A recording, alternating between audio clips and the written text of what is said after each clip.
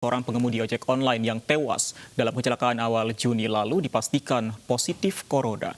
Sebelumnya, rekan-rekan pengemudi ojek online menjemput paksa jenazah dan memakamkannya tanpa protokol COVID-19.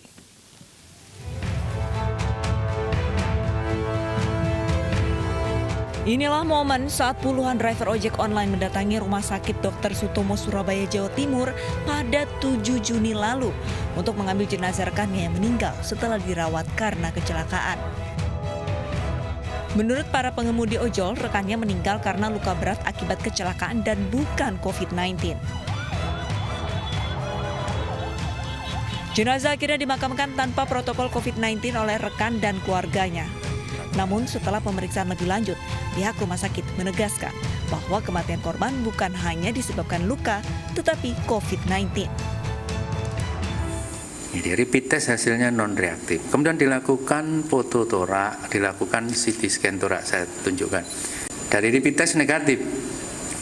Ground glass, OPCT ada, klinis ada ronki di paru-parunya, ada panas. Kecelakaannya tidak saya sebut, Anda pasti tahu.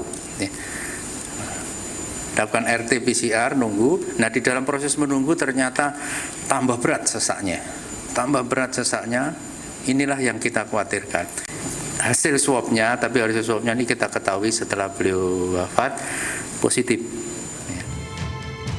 Jenazah DAW telah dimakamkan di belakang rumahnya sendiri di kawasan Dukuh Kupang Barat, Surabaya dengan tata cara normal tanpa menerapkan protokol COVID-19. Sementara rekan-rekan pengemudi ojol diminta memeriksakan diri karena diduga almarhumah merupakan orang tanpa gejala sebelum kecelakaan. Dan pemirsa, guna perkembangan kasus dari kematian dan status pengemudi ojek online sudah terhubung bersama kami Kombes Pol Truno Yudo, Kabid Humas Polda Jawa Timur. Selamat siang Pak Truno Yudo. Selamat siang Mas Pandi. Ya Pak Truno Yudo, kami ingin konfirmasi dulu ini penyebab kematian dari pengemudi ojek online di sana akibat kecelakaan, benar seperti itu? Saya jelaskan dulu ya Mas Pandi ya. Benar bahwasannya pada saat tanggal 3 Juni yang lalu telah terjadi kecelakaan terhadap yang bersangkutan korban.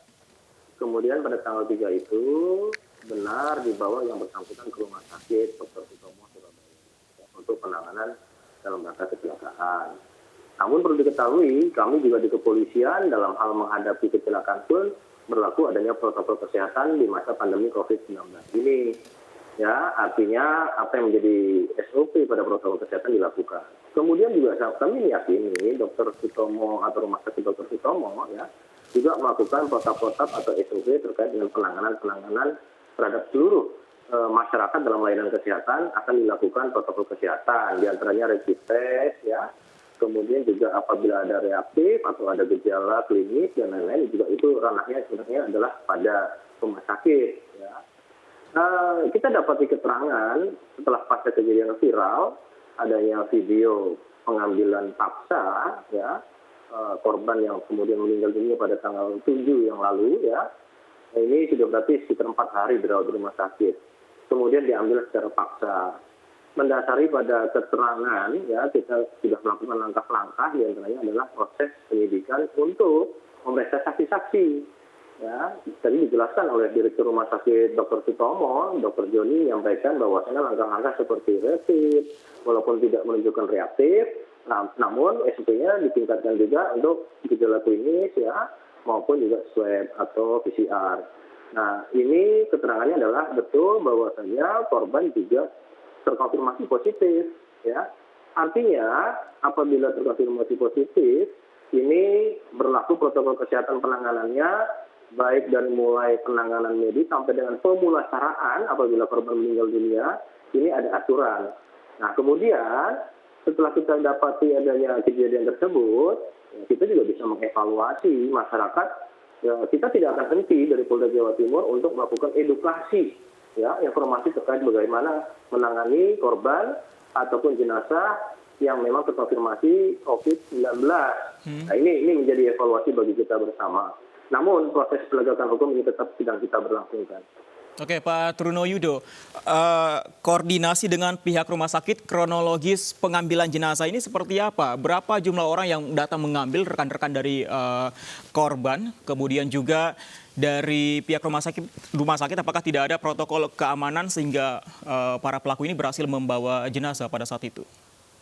Begini Mas Wandi, untuk dalam protokol kesehatan, koordinasi, komunikasi, evaluasi bahkan dalam pelaksanaan gugus tugas ya pada umumnya, ini selalu dilakukan intens oleh Forkopimda, baik Gubernur, Kapolda, Pangdam 5 Brawijaya, ini seluruhnya selalu melakukan evaluasi. Jadi untuk kejadian yang dilaporkan benar, pertama adanya kejadian pengambilan paksa ya jenazah yang belum dilakukan SOP protokol kesehatan ketika pengambilan tersebut ya. Kemudian untuk bagaimana sistem keamanan, jadi begini, untuk sistem keamanan di rumah sakit ada berlakunya security ya.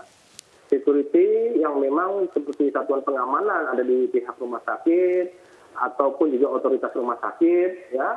Itu kemudian juga berkoordinasi tentunya dengan kepolisian. Dalam hal ini Bapak Kapolda Jawa Timur, Irjen Dr. Muhammad Fadil Imran selalu menyampaikan ya edukasi serta disiplin adalah obat sementara sebagai vaksin dari COVID-19 ini. Harus disiplin terhadap protokol ini. Nah, terkait dengan hal itu tadi kami sampaikan evaluasi.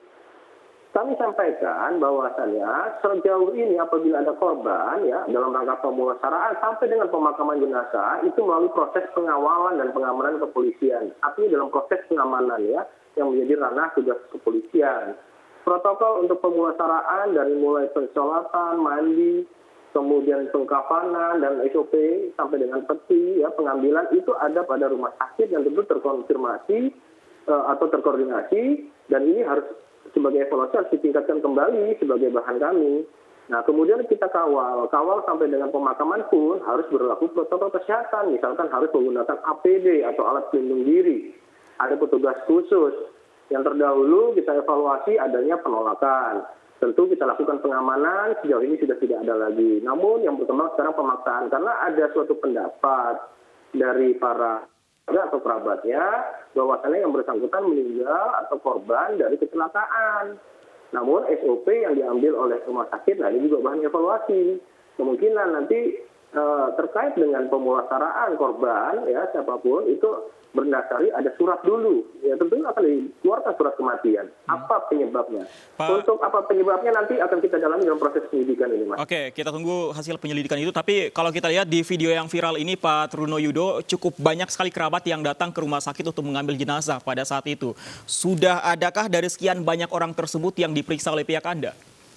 Ya, saksi-saksi sudah kita lakukan pemeriksaan awal. Ya, untuk proses identifikasi kan ada keluarganya ya. Dalam penyerahan dari kerabatnya yang sesama dengan ojek daring ini sudah kita identifikasi melalui keluarganya siapa-siapa yang ikut serta menghantarkan dan tentu ini prosesnya juga berlaku protokol kesehatan. Mengapa? Itu berarti orang yang masuk dalam risiko. Maka kita akan lakukan testing ya, kemudian kita lakukan tracing dan tentu ada treatment sendiri. Treatmentnya artinya apabila rapid testnya reaktif tentu ada protokol kita lakukan tingkatkan menjadi swab. Kemudian ketika swab itu menunjukkan positif, tentu dalam proses pemeriksaan juga kita berlakukan di kepolisian ini dengan melalui protokol kesehatan. Berikut juga dengan penanganan treatmentnya oleh rumah sakit tentunya. Nah, apabila tidak, itu juga berlaku pada isolasi. Ini penanganannya, treatmentnya harus melalui protokol kesehatan tetap. Namun kita sudah lakukan pemeriksaan dan identifikasi. Oke. Yang melakukan pengambilan secara paksa pada waktu itu dan masih diperiksa, apakah ada kemungkinan mengarah menjadi tersangka, Pak Truno Yudo? Iya, kita tetap melakukan apa yang dilakukan Pak Kapolda Jawa Timur sejauh ini kepada jajarannya diberikan suatu direktif ya, arahan ya. Kita tetap melakukan proses penegakan hukum, namun yang sifatnya adalah humanis dan juga solutif. Humanis adalah menempatkan pada porsi apa yang diperbuat, kemudian secara objektif dan profesional kita menerapkan pasal tersebut dan berlaku protokol kesehatan. Terkait dengan solutif, tentu tadi kita melakukan evaluasi ya agar penegakan hukum ini merupakan preventive justice, efek deteran atau pembelajaran edukasi kepada masyarakat. Ini tidak boleh terulang lagi karena ini sudah masa transisi untuk menuju new normal. Artinya apa yang dulu tidak normal ya dikaitkan dengan kegiatan kita saat ini tidak harus normal karena berlaku adanya PSBB, tidak ada PSBB, ini kan tetap musuh ataupun tantangan kita masih di COVID-19. Bukan berarti COVID-19 juga sudah hilang. Nah, ini yang harus dicamkan dan disiplin protokol itu. Baik, kita tunggu hasil pemeriksaan dari pihak kepolisian. Terima kasih Pak Truno Yudo untuk waktunya bersama kami.